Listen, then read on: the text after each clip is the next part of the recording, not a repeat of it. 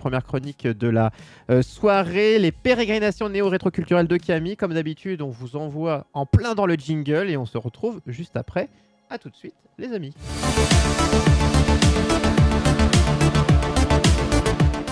Alors, mon cher Camille, avec un titre aussi long que ses chroniques habituellement, qu'est-ce que tu nous proposes aujourd'hui et dans quel univers vas-tu nous emmener? Alors aujourd'hui, on va parler d'une saga qui est quasiment inconnue chez nous, mais qui a eu son petit succès au Japon, qui s'appelle Oni Clover. Donc c'est un manga qui a été écrit par Chika Umino, qui est une mangaka sur laquelle on ignore quasiment tout, si ce n'est son travail et sa ville de naissance. Voilà, donc on va retourner pour ça en 2000. Donc 2000, c'est la PS2 au Japon, Sex Bomb de Tom Jones et les débuts en France de Pokémon. Entre 2000 et 2006 sortiront 10 tomes qui seront publiés chez nous chez Kana. Pour le synopsis, nous avons Takemoto Yuta, qui est un étudiant en fac d'art, comme il y en a tant d'autres. Il est entouré de ses amis, qui sont donc Morita Shinobu, qui est un artiste né à l'université déjà depuis 8 ans. Le genre de type qui écoute jamais personne, qui impose toujours ses choix, mais à qui on peut jamais en vouloir. Mayama Takumi, qui est un étudiant en design et en architecture, qui est sérieux et efficace, c'est le plus mature de la bande. Et Yamada Ayumi, qui est une génie de la poterie et de la faïence, qui prend généralement le rôle de garçon manqué, mais elle n'en est pas moins sensible à la question de l'amour et à son attachement à sens unique pour Mayama. Donc au milieu de tous ses amis très hauts en couleur, finalement, notre héros Takemoto, il paraît très très pâle. Voilà, il n'a pas vraiment de raison à lui d'être en art, il n'a pas vraiment de talent, ni de chance, ni même de réel point fort, aucun succès en amour, ni en art, ni dans le milieu professionnel où il fait généralement partie de ceux qui restent éternellement sur le banc des appelés. Mais un jour, voilà, il y a un mais, sa vie va changer avec l'arrivée de la petite protégée et nièce d'un de ses profs qui s'appelle Hagumi Hanamoto. C'est une fille qui est très réservée, qui fait bien plus jeune que son âge et qui a vécu la majorité de sa vie dans la campagne profonde. Mais c'est la déesse de la peinture qui met une claque visuelle à tout le monde à chaque fois qu'elle termine un tableau.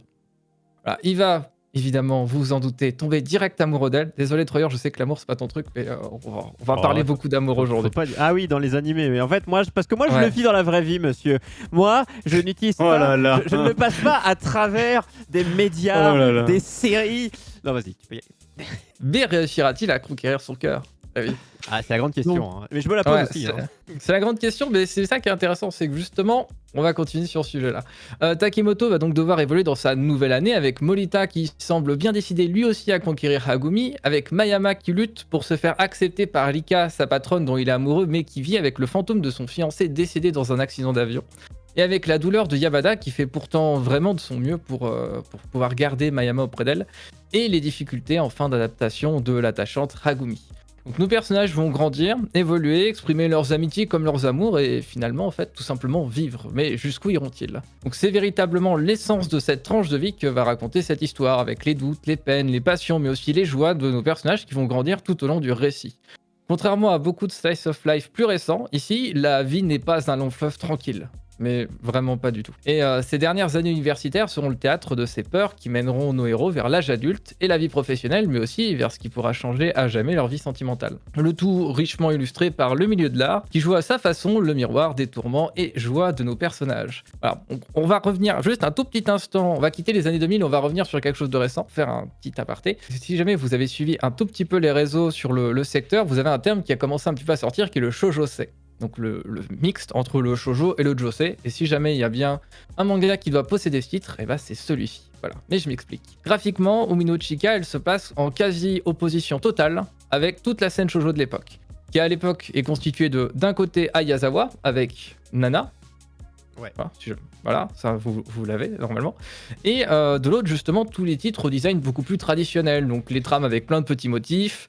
Les grands yeux, les personnages avec des très grandes mains, etc. etc. Par exemple, Gals ou Ultramaniac. Voilà. Elle, pour le coup, elle a beau être dans le même style, elle suit vraiment aucun des codes. Elle va faire fi de toutes les conventions et nous propose un titre qui n'a quasiment aucune trame de fond, quasiment aucune trame tout court, ou vraiment très très minime. Un chara-design qui tient presque de la caricature qu'on pourrait même associer au comic manga, où généralement, on va noter qu'elle va avoir un trait extrêmement fin, bien plus que ce qu'on va retrouver habituellement dans le milieu du shoujo. Toutefois, si le portrait technique comme ça paraît pas forcément hyper flatteur, le titre va trouver toute sa force dans justement sa réalisation, la narration autour de nos personnages et notre attachement envers eux. D'une façon qui est complètement similaire à celle de l'incroyable L'Arbre Ultime qui sortira la même année ou à celle du plus connu Hunter x Hunter qui est déjà sorti 2 ans plus tôt, Umino elle va nous montrer ici qu'une fois de plus, le dessin peut être secondaire même dans le manga. Alors, d'où ma première question, est-ce que vous seriez prêt à lire un manga ou une BD qui n'est pas beau graphiquement? Non. Alors moi non plus, a priori, mais ça m'est déjà arrivé. Pour les BD, ça m'est arrivé. Bah, pour les BD, c'est moi des fois que j'ai arrivé... Enfin, les vieilles BD, même des trucs, par moi quand je relis des vieux Astérix ou des vieux Tintin, bah c'est pas le truc le plus joli, mais j'aime bien... Je me laisse emporter. Hein. Moi l'exemple concret que je sais que le truc c'est une dinguerie, c'est devenu une dinguerie et l'anime est une dinguerie, c'est l'attaque des Titans. Le début est, je trouve, dégueulasse. Le début est dégueulasse. Alors, c'est même pas tu trouves, c'est le début est dégueulasse. Je regardais je voulais les acheter et je prends le premier, je feuillete. En fait, c'est brouillon, dégueulasse. Et j'ai fait bah non. Ouais, mais... Voilà, et après, ça s'est amélioré, je sais. Le tome 6. Le tome 6 pour que ça commence à ressembler à quelque chose, mais avant, c'est à jeter. Hein. Du coup, j'ai du mal. Et donc, celui dont tu nous parles là, il est moche. Onion Clover, c'est pas un titre où tu l'ouvres et tu te dis c'est joli. Pas du tout, parce que ça ressemble un petit peu fouillis. Le dessin, il est extrêmement, c'est vraiment beaucoup de très très très fin, et c'est pas vraiment un titre qui graphiquement va t'en mettre plein sa tronche, vraiment. Dans le même style, je l'ai cité, mais L'Arme Ultime par exemple, qui est un titre qui est très connu pour justement sa puissance. Je l'ai ouvert la première fois et j'ai trouvé ça très moche. J'ai acheté quand même par curiosité, mais de base, j'aimais pas du tout. Et j'ai trouvé ça génial après en l'ayant lu. Je vois des images là du coup de Onion Clover, et c'est pas voilà. Ça quoi. Graphiquement, ça donne pas forcément envie si jamais de base c'est vraiment pas ton style. Voilà, donc c'est loin d'être un succès en France d'ailleurs, hein, puisque aujourd'hui encore, plus de 15 ans plus tard, sans nouvelle édition, les tomes sont toujours tous dispo à leur prix d'origine. Ça change de Kimagure Range Road, ce qui est loin d'être le cas au Japon d'ailleurs, puisque le manga aura suffisamment de succès pour être adapté en animé. Donc une première saison de 24 épisodes qui est sortie en 2005 par le studio JC Staff et qui sera licenciée chez nous par Kazé puis ADN. Il y aura une saison 2 l'année suivante, donc cette fois-ci de 12 épisodes qui va conclure la saga. Mais c'est pas tout, puisque on va commencer avec une première adaptation en film live qui sera proposée en 2006. Voilà, mais on pourrait s'attendre à ce que ça s'arrête. Mais non, il y a encore du succès, le titre n'est pas encore terminé. Pour ça, on va aller en 2008. Donc 2008, c'est Grégoire, avec toi plus moi. Oui. Ça fait mal. Hein. Je préférais pas m'en souvenir. Ouais, tu vois. Lui non plus d'ailleurs. Donc vous profitez. Voilà, Mario Kart Wii, déjà plus agréable. Ouais, déjà un peu. Voilà, et le dernier journal du 20h de PPDA. Pavre d'Arvor qui se fait booter du journal. Il fait cancel ensuite. Ouais. C'est également cette année qu'on va voir du coup l'apparition de la dernière adaptation en drama, cette fois-ci dans un format de 11 épisodes de 50 minutes, sous le nom de Hachimitsu to Glova. Donc c'est une adaptation qui est dispo en VostFR, merci la Fantrad, et qui va vous permettre de découvrir évidemment gratuitement une autre vision d'histoire avec une vision beaucoup plus colorée où l'art est présent un peu à la façon d'un Paradise Kiss, jusque dans les moindres recoins. Donc le casting est extrêmement bon, voilà, même s'il faut un petit temps d'adaptation pour assimiler le personnage de Hagumi, qui est particulièrement bien interprété par Nalu Meliko, mais qui forcément fait beaucoup moins enfantin que dans le manga. L'humour est également plus présent que dans l'œuvre originale, jouant davantage avec les personnages secondaires pour pouvoir placer un côté qui est très très déjanté, mais toujours sagement dosé, comme seuls les Japonais savent vraiment le faire. La réalisation est excellente, la technique irréprochable, les images vraiment extrêmement poétiques, le tout rehaussé par un travail sur les décors qui vraiment c'est un truc d'orfèvre, qui propose beaucoup de nombreux espaces très très fournis et très très personnels. Les OST sont bons même si ça manque un petit peu de thème et qu'au bout d'un moment, au fur et à mesure des épisodes, on finit par le ressentir un petit peu.